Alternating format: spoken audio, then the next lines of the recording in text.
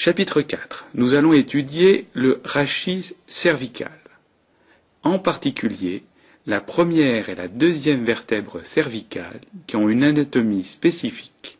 La vertèbre cervicale type concerne la vertèbre C3 à la vertèbre C6. Vous avez ici une vue crânio-ventro-latérale droite.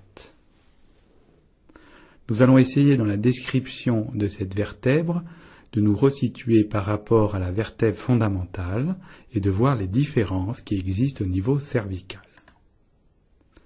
On peut repérer, venant vers nous, le corps de la vertèbre, qui correspond donc à la partie la plus ventrale de la vertèbre, mais on repère à la partie crâniale, sur la face crâniale de ce corps vertébral, une extension osseuse qui a une orientation verticale et qui correspond à ce que l'on nomme le processus semi-lunaire. Il existe un processus semi-lunaire gauche et un processus semi-lunaire droit. En arrière, on peut repérer la colonne zygapophysaire, c'est la droite qui est fléchée ici, elle a toujours une forme de cylindre, biseauté à ses deux extrémités. On peut repérer la facette caudale de cette colonne zygapophysaire, qui a une orientation vers l'avant. On repère aussi, volumineux, le processus transverse. Le processus transverse au niveau cervical a une particularité, il est perforé.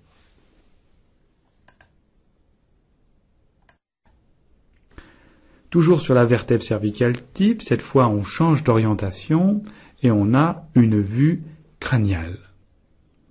La partie ventrale correspond à la partie inférieure de cette diapositive, la partie dorsale correspond à la partie supérieure.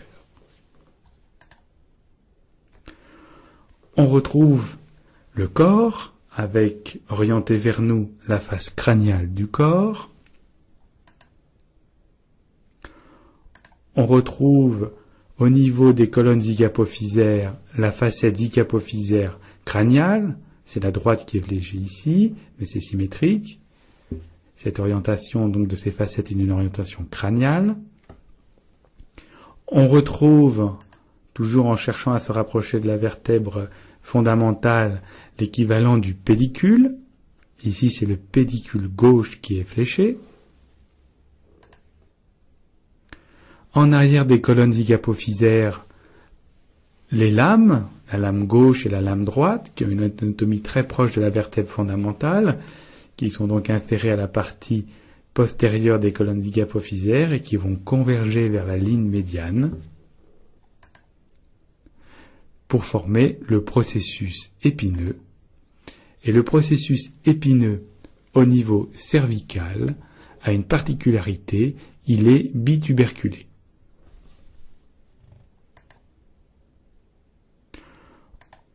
On retrouve latéralement les processus transverses qui sont perforés en leur milieu.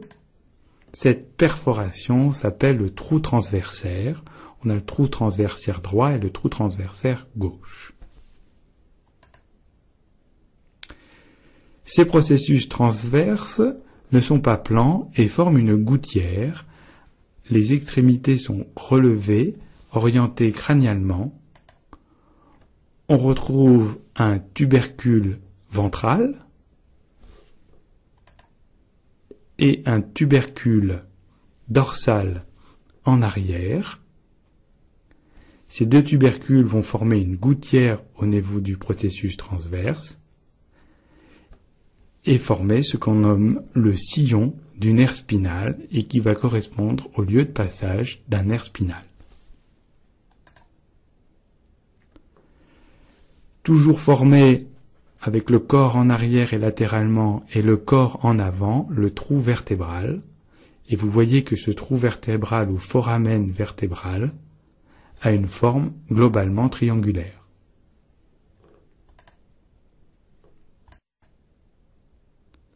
Toujours la même vertèbre, mais cette fois sur une vue ventrale. On retrouve venant vers nous le corps, avec sa face ventrale, qui est médiane, et les faces latérales.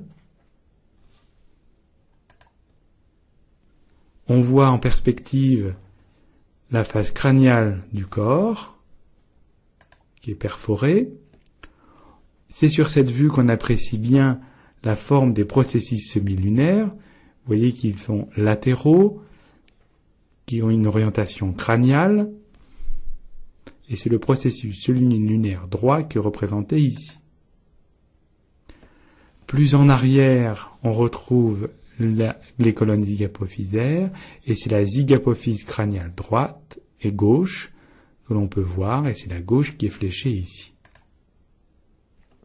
De la même façon, on peut avoir la partie inférieure des colonnes zygapophysaires, la zygapophyse caudale, avec sa facette articulaire qui est orientée vers nous, c'est-à-dire vers l'avant.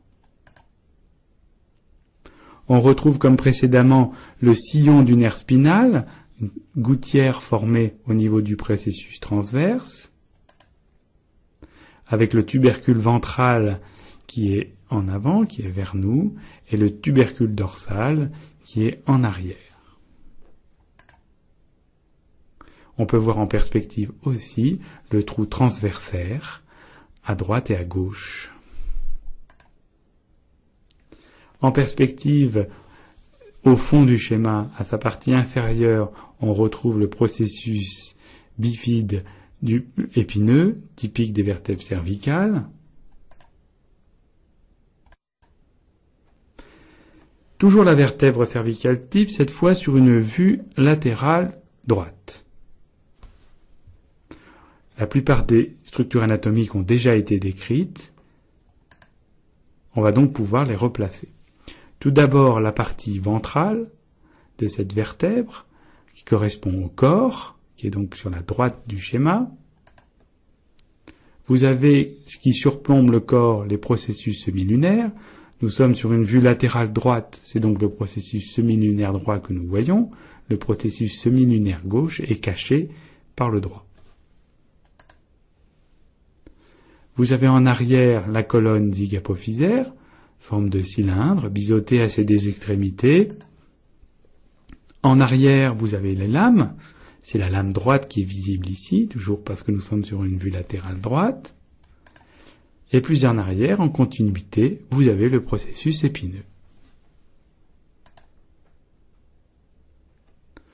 On peut flécher le pédicule droit, tout en sachant que sur ce schéma, le pédicule droit n'est pas visible, mais il se projette à ce niveau. J'ai rajouté à la partie gauche du schéma et tout en haut la vue crâniale que nous avons vue précédemment, afin de vous préciser la localisation du pédicule droit entre le corps et la colonne zygapophysaire. Venant vers nous, sur cette vue latérale, le processus transverse droit, on retrouve sa perforation, le trou transversaire, les tubercules et le sillon, appelé le sillon du nerf spinal. Intéressons-nous maintenant à la première vertèbre cervicale, C1. La première vertèbre cervicale, comme vous allez le voir, est assez loin de l'anatomie de la vertèbre fondamentale, et elle est si différente qu'on lui a donné un nom à part, celui d'atlas. Nous allons donc étudier la première vertèbre cervicale, l'atlas, sur une vue crâniale. La forme globale de l'atlas est celle d'un anneau. La partie ventrale de la vertèbre correspond à la partie inférieure du schéma, la partie dorsale correspond à la partie supérieure du schéma. Cet anneau est constitué d'un arc ventral, d'un arc dorsal et de deux masses latérales, masse latérale droite et masse latérale gauche. À la face ventrale de l'arc ventral, sur la ligne médiane, existe un tubercule qui se nomme le tubercule ventral. Sur l'arc dorsal, à la face dorsale de cet arc, se trouvent sur la ligne médiane les tubercules dorsaux, et c'est l'équivalent des processus épineux de la vertèbre fondamentale, et vous voyez que ce tubercule est bifide, comme les vertèbres cervicales. On peut retrouver au niveau des masses latérales un processus osseux transversal qui se nomme le processus transverse. Et ce processus transverse, comme toute vertèbre cervicale, est perforé par le trou transversaire. Vous retrouvez sur vos masses latérales des surfaces articulaires, et ce sont ces surfaces articulaires qui recouvrent l'essentiel de ces masses. Vous avez ici donc la facette articulaire crâniale, gauche, qui est légendée, et on retrouve une surface articulaire à la face dorsale de l'arc ventral qui correspond à ce qu'on appelle la fossette de la dent. Nous allons voir tout à l'heure que la deuxième vertèbre cervicale, C2, va venir s'articuler avec cette fossette articulaire.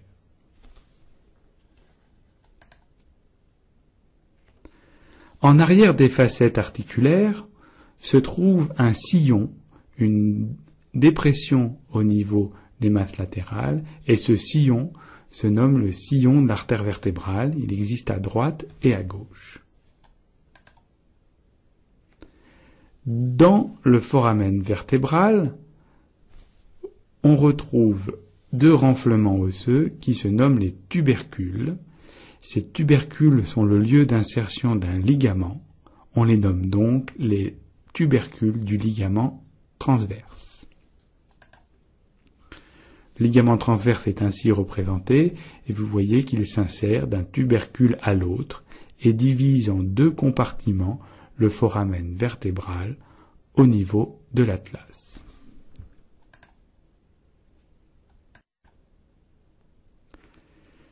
Voyons sur cette vue ventrale l'anatomie d'un demi-atlas. C'est un demi-atlas droit, confère la position anatomique de référence. Les pointillés correspondent à la ligne médiane.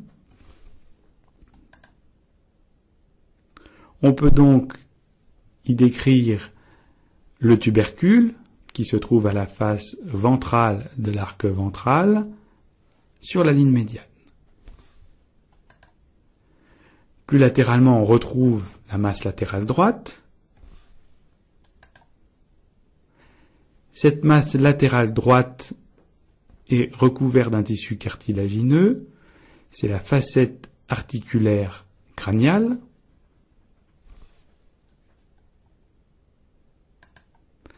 Cette facette articulaire crâniale, qui est représentée ici avec la lettre A, va venir s'articuler avec le condyle occipital.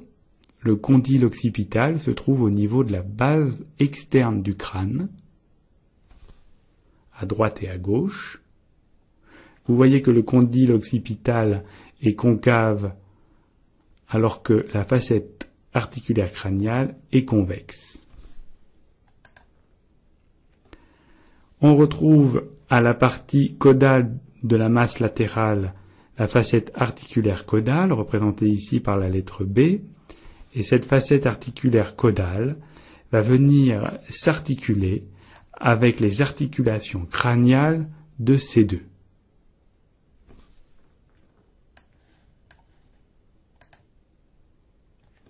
On retrouve plus latéralement le processus transverse, donc qui est horizontal, qui est perforé en son milieu.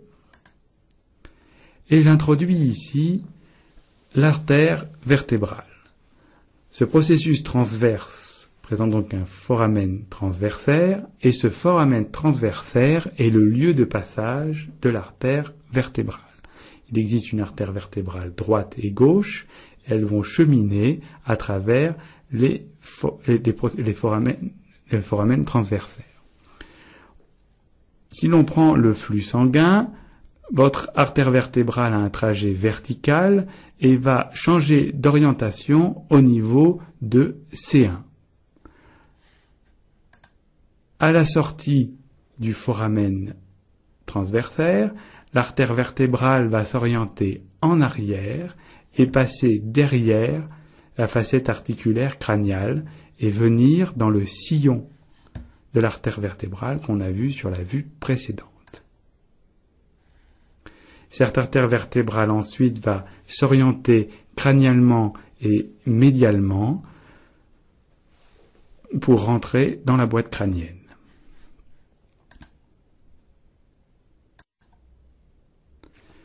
Vue latérale droite de l'atlas. On retrouve en avant, à la partie droite de notre schéma, l'arc ventral et le tubercule.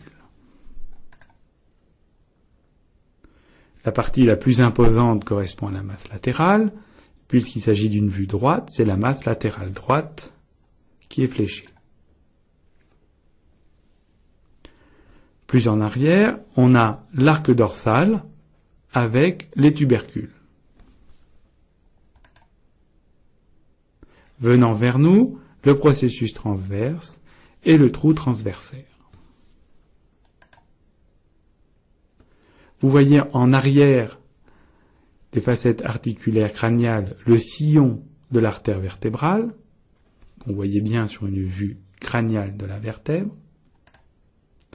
Et nous allons de nouveau apprécier le trajet de l'artère vertébrale, qui a un trajet ascendant. Elle va passer à travers le trou transversaire. Elle va avoir ensuite une orientation dorsale et médiale pour passer en arrière de la facette articulaire dans le sillon de l'artère vertébrale pour enfin aller rejoindre dans une orientation crâniale et médiale la boîte crânienne. Trajet de l'artère vertébrale. Intéressons-nous maintenant à la deuxième vertèbre cervicale qui se nomme l'axis. Cette deuxième vertèbre cervicale est présentée ici sur une vue ventrale.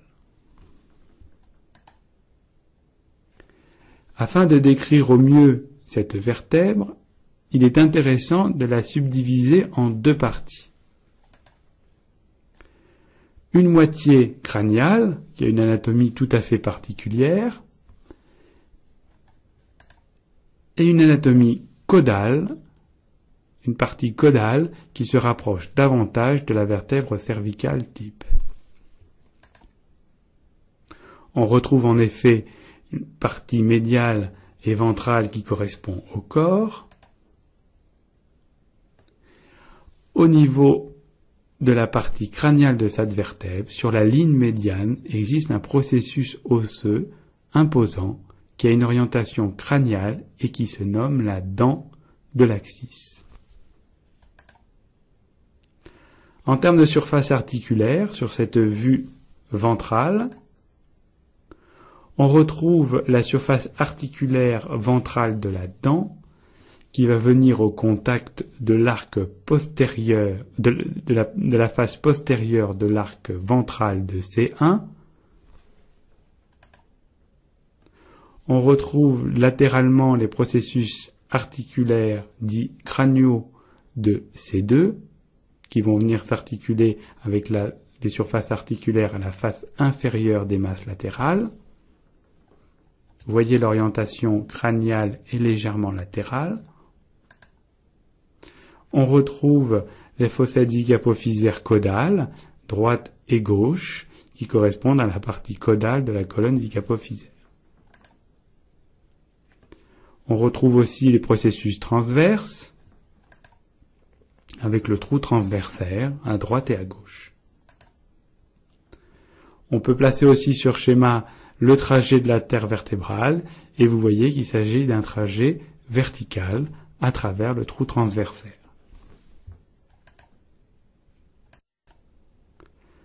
Toujours la deuxième vertèbre cervicale, l'axis, sur une vue latérale droite. La partie ventrale de la vertèbre est à droite du schéma.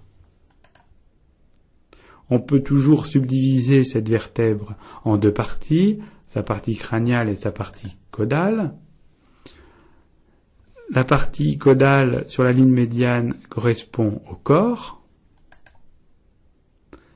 avec venant vers nous les processus transverses droits, puisqu'il s'agit d'une vue latérale droite. En arrière, vous avez le processus épineux bituberculé. Et ce qui est assez caractéristique de ces deux, des lames imposantes. Ici, c'est la lame droite qui est fléchée. Pour la partie crâniale de la vertèbre, on retrouve la dent qui va présenter à sa face ventrale la facette ventrale. Je rappelle qu'elle s'articule avec la facette articulaire qui se situe à la face dorsale de l'arc ventral de C1. Et on va retrouver aussi une facette dorsale au niveau de cette dent qui va s'articuler avec le ligament transverse. On retrouve orienté vers nous et vers le haut les processus articulaires. Il s'agit là du processus articulaire crânial de ces deux. Plus en arrière, on retrouve la zygapophyse caudale droite de l'axis qui a une orientation ventrale. La face inférieure du corps présente à sa partie ventrale un bec appelé bec de canard qui empêche de visualiser cette face du corps lorsqu'on a une vue ventrale de la vertèbre. On peut tracer ici aussi le trajet de l'artère vertébrale, ce qui est assez simple puisqu'elle a un trajet vertical. Elle va donc franchir le foramen transverse pour aller rejoindre C1 au-dessus.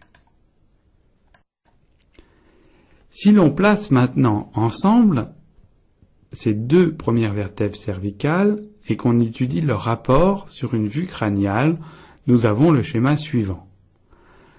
Est coloré ici, comme vous avez pu le reconnaître, la première vertèbre cervicale, C1. Attention, l'orientation est différente. La partie ventrale correspond à la partie supérieure de la diapositive. La partie dorsale correspond à la partie inférieure. Vous reconnaissez donc C1. Coloré ici, en dessous, vous avez C2, avec son processus épineux qui est bifide, et la dent qui est représentée en vert plus foncé et qui vient vers nous. Dent de l'axis. Vous avez ici représenté en bleu les masses latérales et facettes articulaires crâniales, qui vont venir s'articuler avec la base externe du crâne. Vous avez dans chaque foramen transversaire l'artère vertébrale, qui vient donc vers nous, parce qu'elle a un trajet vertical. Et bien sûr, il ne faut pas oublier le ligament transverse de l'atlas, qui sépare en deux compartiments le foramen vertébral, avec dans le compartiment antérieur la dent de l'axis, et dans le compartiment postérieur la moelle épinière. Si l'on étudie la morphologie de C1 et de C2, et en particulier le diamètre transversal du foramen vertébral au niveau de C1, représenté ici par D1, et au niveau de C2, représenté par D2, on peut en analyser les différences, et on retient que la distance D1 est supérieure à la distance D2.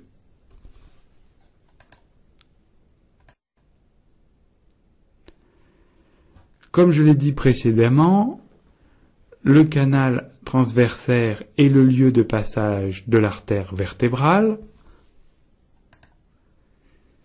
On peut placer ici la première vertèbre, la partie toute crâniale, C1, Et vous voyez le trajet de l'artère vertébrale qui passe en arrière, qui change d'orientation à son niveau. On peut placer C2 qui est juste en dessous, avec la dent qui pointe. Et ainsi de suite, jusqu'à C6. La vertèbre C7 est caractérisée par une proéminence de son processus épineux, qui peut être palpé cliniquement. Et si l'on s'intéresse à l'artère vertébrale, vous voyez que l'artère vertébrale rentre dans le foramen transverse de C6 et débute son trajet ascendant à travers l'empilement des foramens jusqu'en C1, où nous avons vu que l'artère vertébrale avait une orientation différente. Mais le contenu du canal transverse contient aussi la veine vertébrale. La veine vertébrale a un flux sanguin inverse. Et vous voyez que cette veine vertébrale va continuer dans le foramen transversaire de C7 alors que l'artère vertébrale est déjà sortie.